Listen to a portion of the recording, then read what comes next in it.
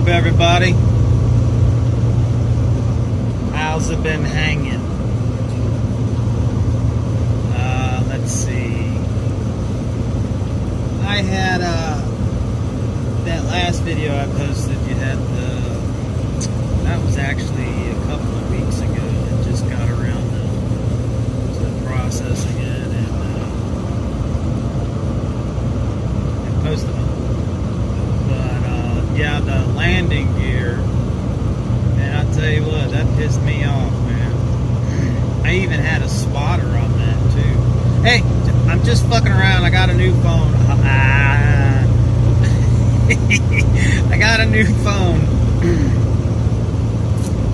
I'll get back to that story in a minute. I got a new phone, so I'm just fucking around with the settings. It's pretty creepy looking.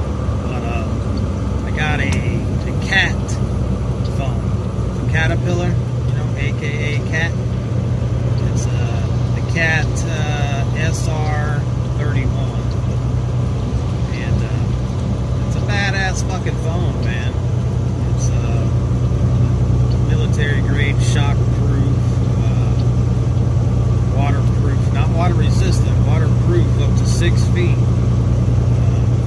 for 30 minutes. I watched a video on that, and they put it in an aquarium. While they were doing the video, they forgot all about it and ended up sitting in there for 3 hours, dude said. But whether that's true or not, I don't know the whole 3 hours or not, but it was in there for a good 45 minutes while the video was on. Because the second part of the video, dude was like, yeah, we left it in there for 3 hours on accident, blah, blah, blah. But anyways, hey, took it out, wiped it off. I'd never do that. Knowing my luck, it'd be a fucking flaw in mine, right? Yeah, it's a pretty nice phone, man. I like it. I like it a lot because I'm always dropping the phone. I'm always fucking leaving it somewhere, or it's always getting wet, or I drop it in a puddle, or so I figured this would be a good phone for me. Let's see, the story I was in, I think, I don't even know where the fuck I was picking up at. But anyways, I was picking up out of a derailment for train derailment. And they were cutting it all up, and I was hauling the train wheels, rail car wheels. And going in was fine, and everything was frozen in the morning. I think it was Arizona. Anyways, yeah, it was Arizona. So I was taking it to California. But anyways, going in was fine. You had to take this tight curve, you come in like this, and then you go up over the railroad tracks, and then down, and then take a left. And I was like, okay, yeah, I can make that. Oh, wow, check it out. Look at that.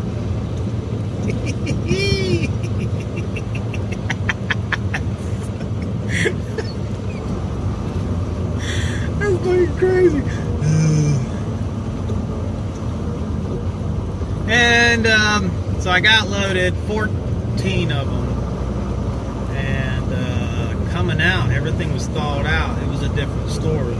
I was in manual and first gear. And I just started sliding. I was like,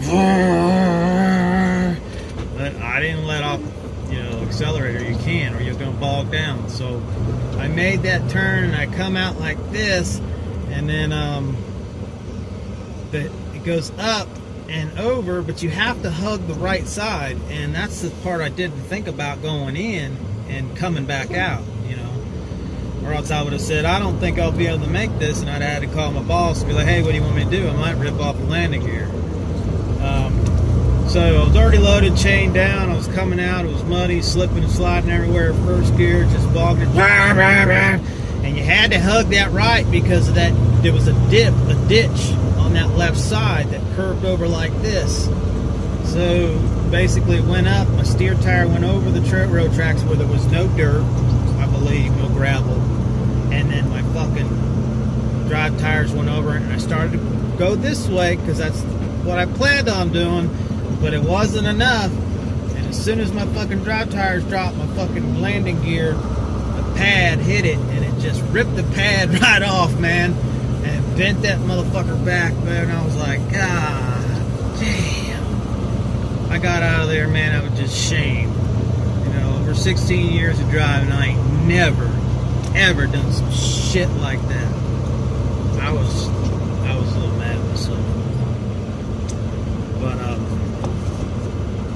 so I had, you know, I took pictures of everything. I took pictures of the landing gear. I took pictures of the entrance, the exit, the mud I had to go through, everything. All the tracks were there. The boss looked at it. He took it to the owner. They looked at the pictures because if it was something that I could have, I mean, it was something that I could have avoided, but they would have charged me for it, basically. But they looked at the landing gear to make sure I had it rolled up all the way, was the number one thing. And then they looked at the pictures. I took a ton of pictures, you know, just to cover my ass. And they come to the conclusion, or the owner come to the conclusion that it was unavoidable. And so they didn't charge me, thank God. But I finally, when I got done with my home time, they finally got me back to the shop to do my drug test and swap trailers, so they can fix that trailer, and I got me another one. But the deal on the drug test was, man, it was very frustrating, because you get this text message and it says, hey, you've been chosen for a drug test, please. Stoplights, you know, that are you're driving down the road at 50 fucking mile an hour, and all of a sudden that thing just turns. But anyways, so I got this text message back in December, and as soon as I got it, you know, I let my dispatch know, and he was like, yeah, I already know about this, we've got plenty of time. It said be there, God, what was it? January, I think by the 27th. So I mean, I've had like a month to get back. And this, you know, other companies, I don't understand, because other companies, look at my teeth. Damn, I haven't brushed my teeth in a while. Other companies, you know, when you get chosen for a random, they have you go to the nearest facility and you take your drug test. That's why you've got that paperwork in your fucking folder with all your permits. You know, the drug test, federal paperwork. But these people are like, no, you got to come back to Illinois. So I'm like, okay, whatever. But, you know, and I'm sitting here and I'm trying to get back, and then the owner's wife calls me up and says, hey, you're due for a UA. And I'm like, I know, I've been trying to get back. And I said, hell, I got all the damn text messages. And every damn dispatch, I've had 3 dispatchers so far. Every one of them, I've transferred it to them. Every one of them says, oh yeah, we got plenty of time, I said, when I get there, I'll show you them all. I said, you're not going to sit there and accuse me of, you know, trying to avoid a fucking UA. I ain't got nothing to fucking hide. I said, fuck, send me right down the road. I'll fucking take one right now. Oh no, we don't do that. We got to do it here. Okay, whatever then.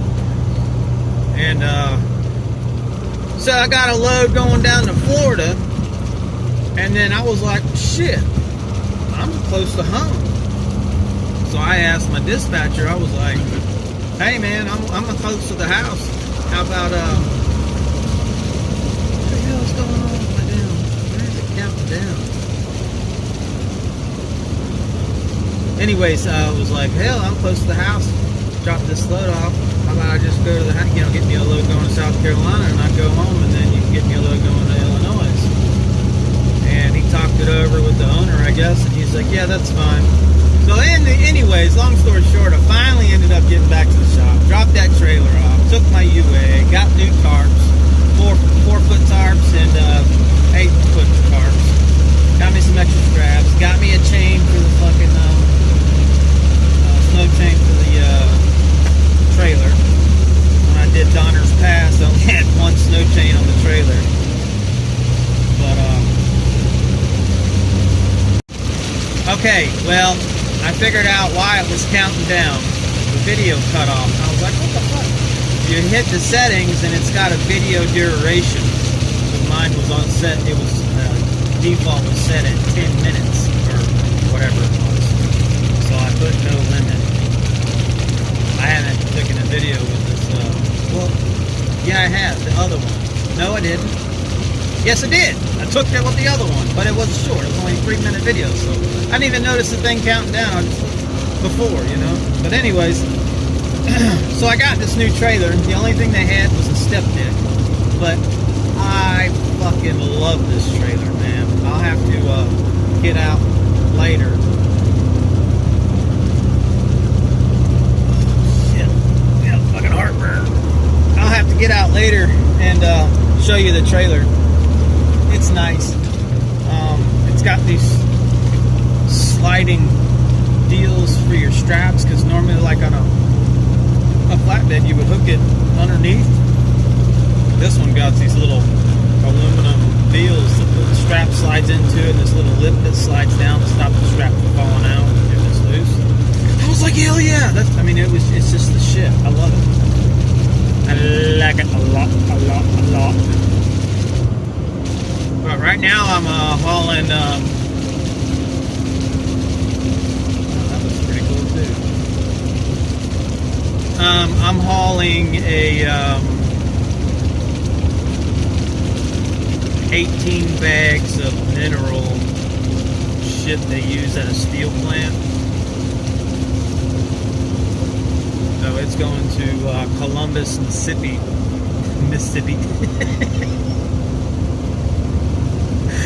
It's going to Columbus, Mississippi, mañana. I've had all weekend to get there, and let me take this a minute as well, man. I got fucking heartburn. They all them damn hot fries yesterday. Got me some Tom's hot fries. I love them things.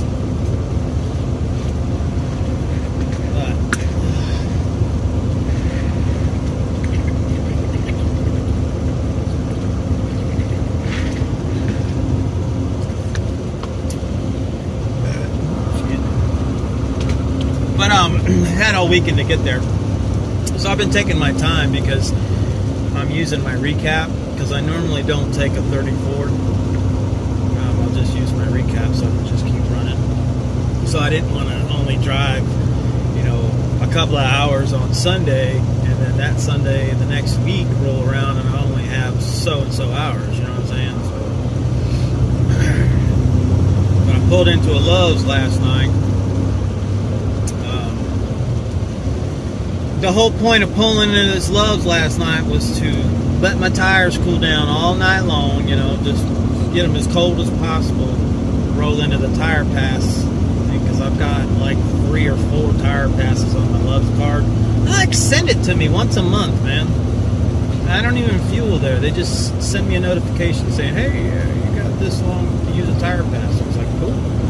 So basically, and I went there, and they're like, I went in the store, and I was like, hey, your tire pass up and running? And they're like, yeah, but we can't find the guy that normally does it. He's here somewhere, but he's just not responding on their little walkie-talkie thing. And I was like, okay. So ate my Subway breakfast sandwich and rolled in there and pressed a little button, and they still couldn't find him. So the manager comes out. He was like, you want tire pass? And I'm like, yeah. He was like, tractor or trailer or both? I was like, both. He said, give me 105 PSI all the way around. He said, all the way around? I said, yeah. And you can tell by his actions, you know how somebody is trying to do something, but they hesitate because they're like, should I do that? Is that how it's done? Should I do that? Shouldn't I do that? I don't know. And they got all the information because the tractor was already under the tire pass deal. It's got the sticker on there, but this trailer wasn't because I just picked it up. So he got that entered in, and then he goes to hook up the steer tires, and he's saying that the pressure on my steer tire was only 15 psi. And I'm like, or he's like, well, I think there's something wrong with my compressor or something. I don't know if something was wrong or not, but he just didn't act like he knew what he was doing. And I don't know if he didn't turn a fucking something on or what. I don't really know how to run that system, they got there. So I really couldn't say if he was lying or not. But just by the way his body actions were and his behavior, you can tell that he wasn't too sure on what the fuck to do. And he was just like, listen, I think the system's down. It's not working. There's no way that steer tire is 15 PSI. I said, well, I agree. I wouldn't have rolled in here if it was 15 PSI. But I think he was doing something wrong. But he basically said, I can't help you. So I was just like, man, that's the only reason why I pulled into fucking Love's last night. That's it. That's it. That is it. Because I wanted to get me, I was going to get me a couple beers, relax. Because I was just taking it easy the whole weekend to get to Mississippi. But Love's don't sell beer. What the fuck? And some of you are probably thinking, beer? You can't drink beer. Yeah, you can. Yes, you can. It's even in the DOT Bible book, FMSCS book, FMSCSA book. Actually, by their rules, if you read up on it, their law is, and this doesn't make any sense because as strict as they are with DOT laws and regulations, alcohol you can drink when you're off duty. You just can't have any alcohol while the truck is in motion, whether it's closed or open or previously open. You just can't have anything. Empty containers, nothing like that. When you're getting ready to drive, that shit's got to be out of your truck. But the DOT book says you have to stop drinking 4 hours before your shift starts. 4 hours. Holy shit. And then it also states that's DOT's law. Now, if a company allows you to drink, now a lot of these bigger companies say no alcohol, period. Period. While you're out on the road in our truck, nothing. So that's why a lot of people get misled, because a lot of people run with these bigger companies and they don't allow alcohol. The company I run for says you can drink. Now in the DOT book it says you can drink up to 4 hours before your shift, unless your company has a different policy. Now their policy is you can drink, but you have to stop drinking 8 hours before your shift.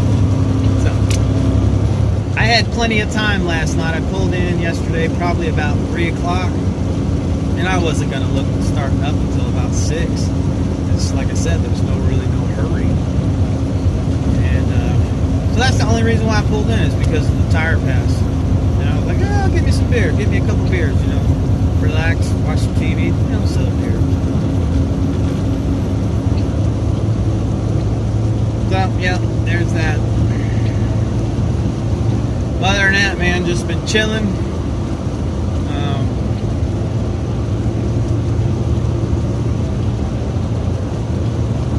Let's see, I was going to say something. Oh, I got me a PM when I was in Illinois. They went ahead and did the PM. It was 1,000 miles to do. They do theirs every 30,000 miles. Now, when I got this trailer, it had a slash in the tire, and I didn't notice it right away until like my third load. My third load was a real heavy load, so it weighed down those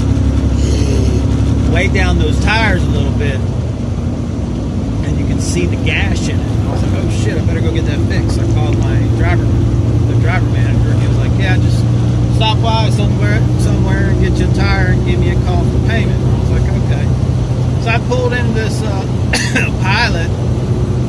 I had to get fuel, and then I went to, they had a tire care service there, and no wait or nothing. It was a brand new facility, and as soon as I walked in there, I was like, man, I need a tire. He was like, pull into bay 2, and I was like, sweet. I mean, no wait at all.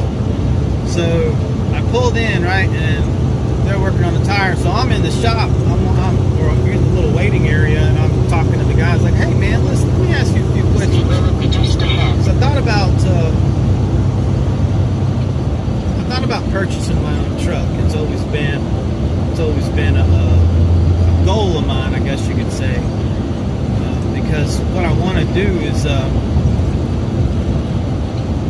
get my truck purchased, and when my last child is out of the house, take the wife with me, and we could just run, make good money, and we won't have a house payment, or we still have a car payment, but cell phones and shit like that, but everything else is gone, right? And just boom, boom, boom, put it in the bank, put it in the bank, put it in the bank, put it in the bank. In a few years, man, we can just relax, you know what I'm saying? But my other goal was, to get the truck, get it paid off, and then maybe buy a trailer, and then run 100%, my own authority, calling the brokers, setting it up, and getting paid. Because if you look online, the average haul for, let's just say flatbed, I was looking the other day to run 800 miles. They were going to pay, if you had your own truck and your own trailer and your own authority, it was like $1,800. I was like, God damn, it paid like $2.50 a mile. And so that's kind of my goal. So that's where I was going at when I was asking the tech at the pilot, because a lot of companies like this one here, their oil change is 30,000 miles. To me, that's excessive. I was like, damn, 30,000 miles? And I read in a book it should be every 11 to 15,000. Well, according to this tech, he was like, well, these new motors they got out now, their specs are, I think he said 94,000 miles. I was like, dude, are we talking about the same thing? I'm talking about PMs, preventative maintenance, oil changes, oil filters, fuel filters, all that shit. And he was like, yeah.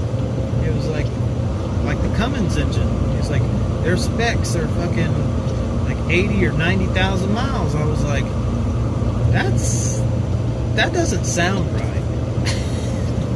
That doesn't sound right at all. So, I was just asking them questions like that so I can get a feel of it, and taking prices down and shit. Like their full synthetic package, basically for a PM, that would be to grease your truck, your trailer, fuel filters, all your oil filters, oil change, all that shit for like $430 something. So if I should ever go that route, which I'm really thinking about it, I would purchase a brand new truck, because I don't know what somebody else's, how they driven that truck or where that truck come from, if it was a used truck. Some of these companies out here, you got trainers that are training these guys, and they're just beating the shit out of the transmission, or doing this or doing that, and they're not changing the oil, they're fucking running it too low, and God knows what kind of damage is done to the rings inside the engine, or you just don't know. And buying a used truck, in my opinion, yeah, it's cheaper, but what are you getting, right? Are you getting a decent truck? Has it been maintained like it's supposed to? And you don't know where it come from. All you know is where they bought it from. Oh, it come from the Peterbilt dealership, or it comes from the Freightliner dealership. Okay, well, where'd they get it? Well, I don't know.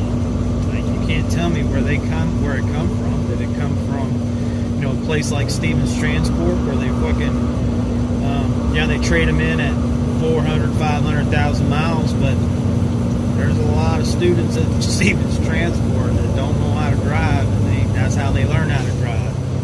And so, in my opinion, if I wanted to do something like that, it would have to be a brand new truck.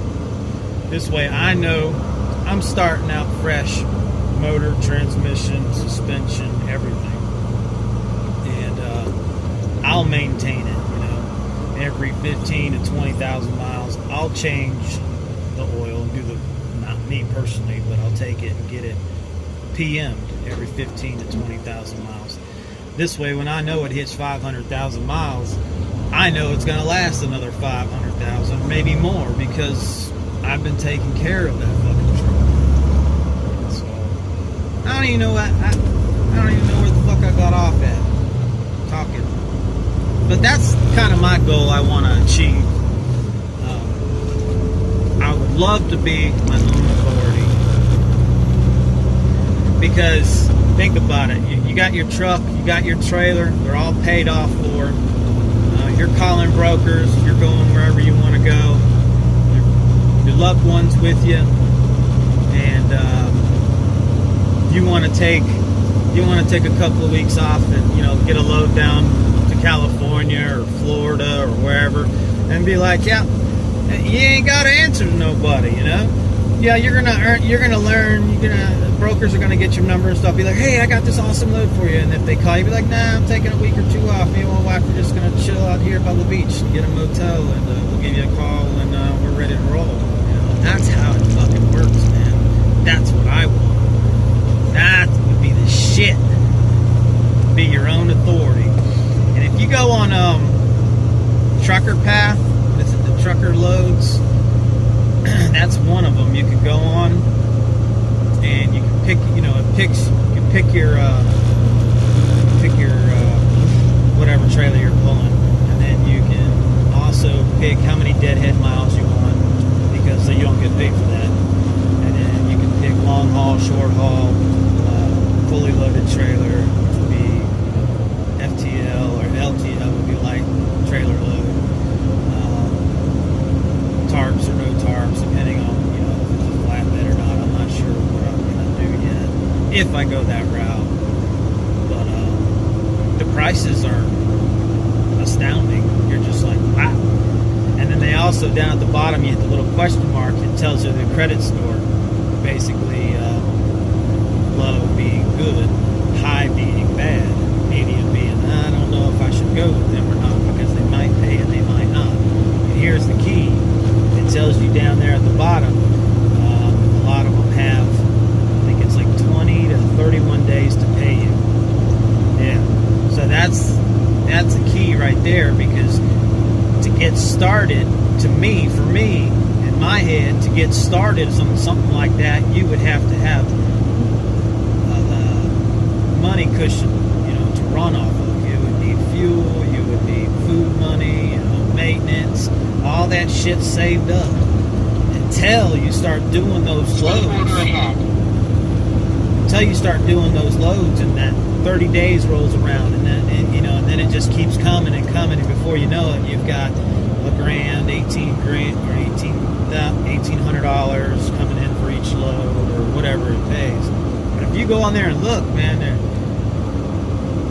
pays pretty good. But you know what? I've been doing the math on it too, and reefer would pay really good, but I can't stand pulling a reefer, so it'll either be flatbed or dry van. But I can tell you right now, just looking at the load board and the pay wise, dry van pays a lot more. So that's something that I'm interested in. Currently talking to my wife about it right now. We just purchased a 2018 Jeep Compass I just got for her. So we gotta make sure we can make the payments on that before I make any kind of switch or anything. This company I'm with, I think they do a lease purchase, but I'm not interested in that, because this other company I've been looking at, I won't say the name yet, but they do two. Well, actually, I can say the name. It's RTI. They do two different options. They do a fixed lease purchase rate, which would be just like everybody else, is where you would have, your payment, whatever it is, let's say $500 a week. You have to make that regardless if you run or not. And then they have a variable lease purchase option, which is the one I'm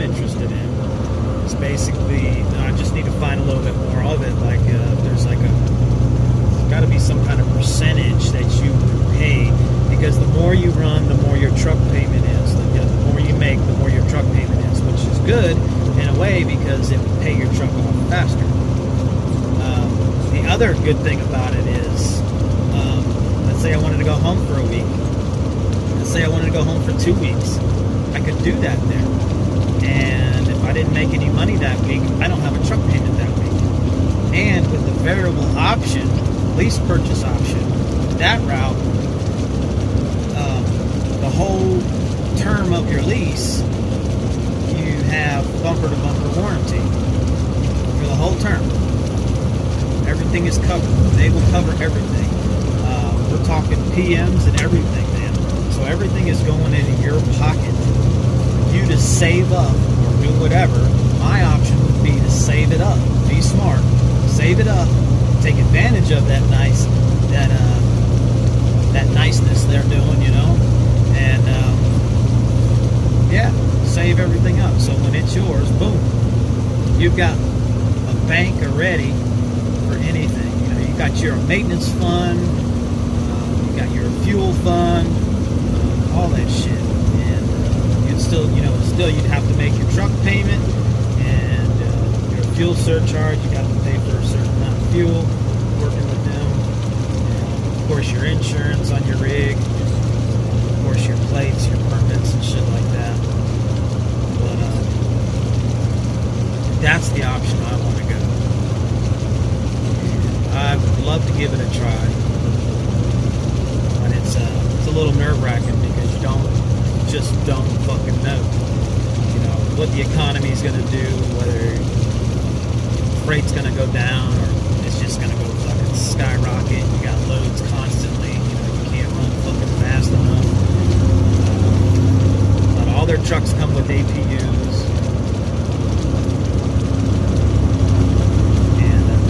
Nice trucks, and if I would do it, the only thing I would accept was a Pete or a Timber. I don't want a fucking Freightliner, Volvo, fucking International, all that shit. Anyways, I'm just rambling on. I wasn't expecting to fucking talk this much. I'm just sitting here. It's fucking raining. It's been raining like the last 300 and some miles. It was a pretty good lightning storm about 100 miles back, man. It was nice. It's kind of weird, you know, you're down here and it's fucking raining, but up north it's like fucking frozen tundra. You know, I was up in Michigan. Picked this load up in Michigan. Cold as a motherfucker there, man. God damn. Oh, here's one more thing and I'll let y'all go. I picked this load up. I loaded everything on the bottom deck, and it comes just past the second axle on the spread. I go to weigh it out, you know, it's tarp and everything, go to weigh it out, you know, 1,720 pounds over on my fucking spreads. So yeah, I was just like, fuck. So I call them up. Just fucking big damn.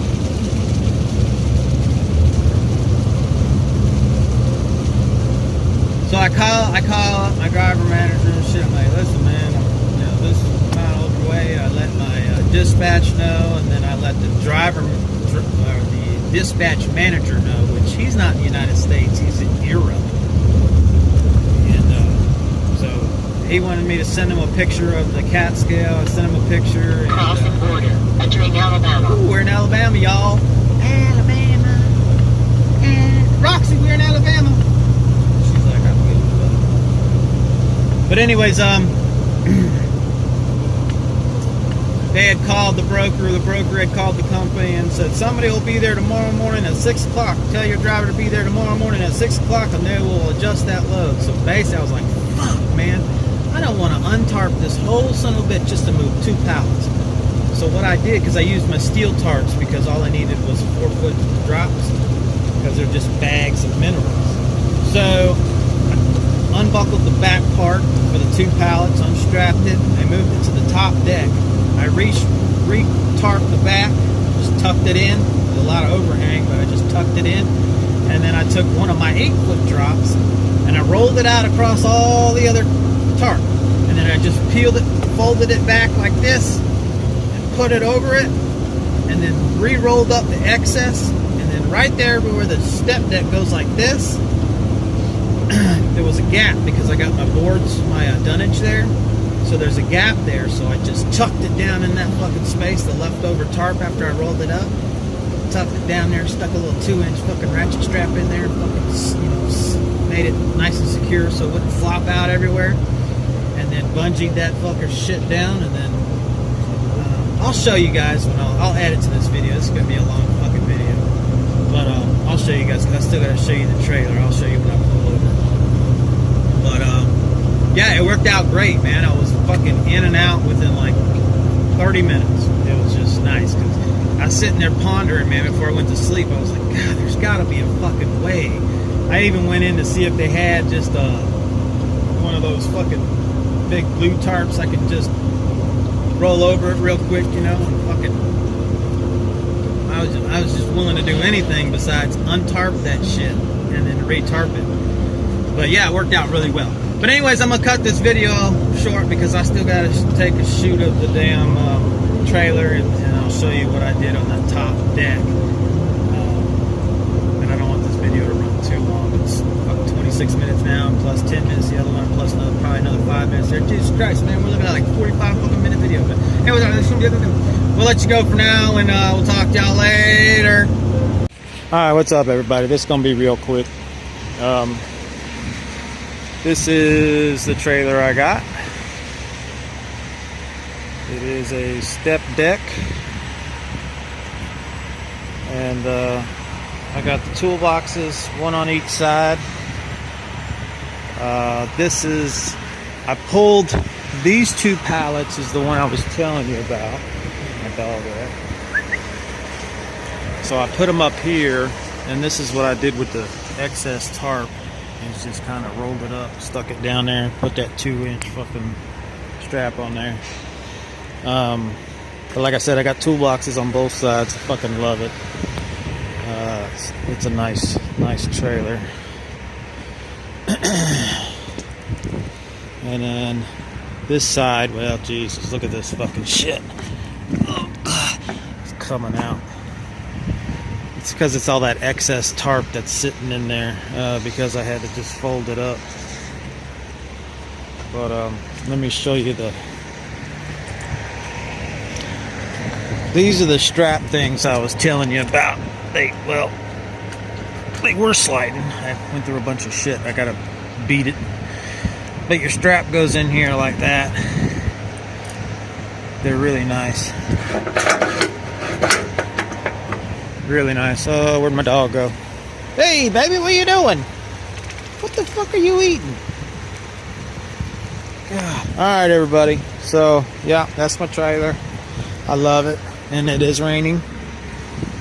Like a motherfucker. It's raining. And I got my new phone out in the rain. Because I can.